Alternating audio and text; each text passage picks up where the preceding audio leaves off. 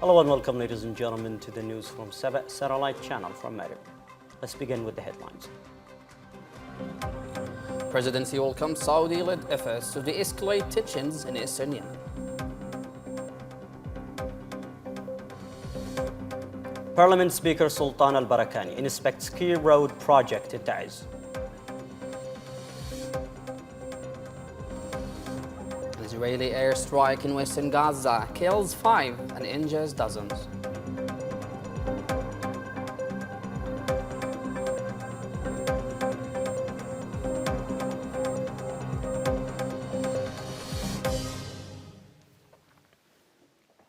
Welcome back, and to the details. A responsible source at Yemen's presidential office has renewed praise for the efforts of Saudi Arabia to reduce tensions and restore normal conditions in the eastern governorates, following the arrival of a joint Saudi-Emirati military team in the temporary capital, Aden, on Friday. The source said the visit comes as part of Saudi and Emirati efforts to strengthen the unity of Presidential Leadership Council and the government, and to return the situation in the eastern provinces to its previous state of stability. He stressed that Saudi Arabia plays a pivotal role in leading de-escalation efforts, driven by its commitment to Yemen's security, stability, and improving living conditions for its people. The source explained that consultations in Aden will focus on addressing recent unilateral measures, including the withdrawal of forces brought in from outside the eastern governorates, and enabling the government and local authorities to carry out their duties in line with the constitution and law. The Speaker of Yemen's parliament, Sheikh Sultan al-Barakani, inspected on Saturday the road linking the main Al-Hujariya highway with villages of As-Sawa in Al-Ma'afir district, Taiz governorate. During the visit, al-Barakani expressed his satisfaction at being among local residents, praising their awareness and commitment to protecting public spaces as a cornerstone of sustainable development and service delivery. He said the asphalt road project to be implemented by Humanitarian Cell will serve as a vital artery for dozens of villages, from Wadi Mahjar to Mashwala paved road, benefiting tens of thousands of residents. He called for unity, reconciliation, and joint action for the future, reaffirming commitment to the values of Republic and the Revolution. Yemen's Deputy Minister of Foreign Affairs and Expatriates, Mustafa Nu'man, held a series of meetings in Berlin as part of diplomatic and media outreach aimed at strengthening support for Yemen. Nu'man met with the chairwoman of the German-Yemeni Friendship Association, Gordon Auert, and members of the association, reviewing the latest developments in Yemen and underscoring the importance of the continued delivery of German humanitarian assistance to the Yemeni people. The discussions also highlighted the association's role in conveying an accurate picture of Yemen's situation to the German public. Nu'man praised the association's more than 5 decades of engagement in strengthening ties between the two countries. Separately, the Deputy Minister briefed several German media outlets, including DW, Der Spiegel, Die Welt, and Berlin TV, on political and humanitarian developments, warning of ongoing violations by the Houthi militia, particularly the obstructions of aid and development programs. He stressed that such practices worsen civilian suffering and undermine humanitarian efforts, while welcoming Germany's supportive stance and calling for continued dialogue in support of peace, stability, and humanitarian action in Yemen. Yemen participated today in the 7th session of the UN Environment Assembly held in Nairobi, with a delegation led by Yemen's permanent representative to UN Environment Programme, Abdus Salam Al-Awadi. In Yemen's address, Al-Awadi outlined major environmental challenges facing the country, including drought, water scarcity, repeated flood, and and land degradation and the loss of vegetation and biodiversity, alongside weak monitoring and early warning systems.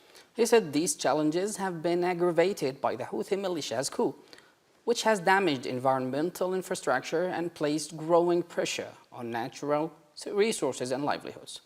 Despite the difficult conditions, Al-Awadi stressed that Yemen continues efforts to protect the environment through renewable energy initiatives, sustainable resource management, youth capacity building, and rehabilitation of monitoring systems in cooperation with partners. The Arab States Broadcasting Union ASBU has concluded the 88th meeting of its Administrative, Financial and Legal Committee, along with the 26th meeting of the union's Audit and Review team at its headquarters in the Tunisian capital, Tunis. The meetings reviewed the performance of the Arab Center for News program exchange in Algeria, the Radio and Television Training Center in Damascus, and the union's Meeting Train Academy. Participants also assessed progress in the union's investment projects and approved ASPBU's estimated budget for 2026. The meeting were attended by Omar Al-Shamiri, Director General of Financial and Administrative Affairs at the Yemeni General Corporation for Radio and Television, who reaffirmed Yemen's commitment to supporting SPU's activities and strengthening joint Arab media cooperation. Yemen's National Women's Committee took part today in a regional conference organized by UN Women, bringing together governments, international agencies, and regional partners to accelerate efforts to end violence against women and girls across the Arab region. In Yemen's address delivered by Dr. Rosa Al-Khamari, Director General of Legal Affairs at the committee, the delegation stressed the importance of this participation in sharing best practices and advancing key reforms to strengthen legislation and confront digital violence. She noted that the conference aims to translate regional commitments into concrete national reforms in Yemen, including the adoption of stricter laws and ensuring sustainable funding for protection services. Dr. Al-Khamari emphasized that safeguarding protection, justice, and dignity for women and girls remains a top priority, calling for collective actions to ensure meaningful and lasting change. Several Palestinians were killed and injured on Saturday after an Israeli drone strike targeted a vehicle in western Gaza City. According to medical sources, Wafa news agency reported that the strike hit a vehicle near the Annabulsi junction, prompting ambulance and civil defense team to rush to the scene and evacuate the wounded to nearby hospitals. Medical officials said the attack resulted in the killing of 5 people and injuries to 25 others, who were transferred for treatment. Earlier, health authorities announced that the overall death toll in the Gaza Strip has risen to more than 70,600, the majority of them women and children, since the start of the Israeli offensive on October 7, 2023. The number of injured has exceeded 171,000, while many victims remain trapped under rubble, inaccessible to rescue teams. Hospitals also received additional casualties over the past 24 hours as the humanitarian situation continues to deteriorate amid harsh weather conditions. For continuous updates, stay with Saba Satellite Channel. Thank you for watching and have a good time.